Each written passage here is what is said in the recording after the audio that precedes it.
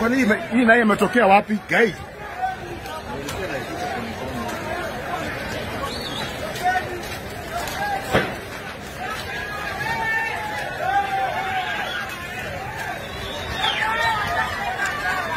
Lakini itakuja huku.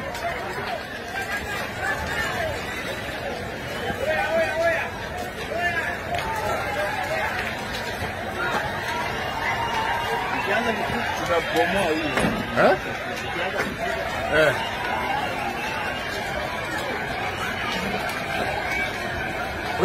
Watu walikuwa kwa nyumba ndani.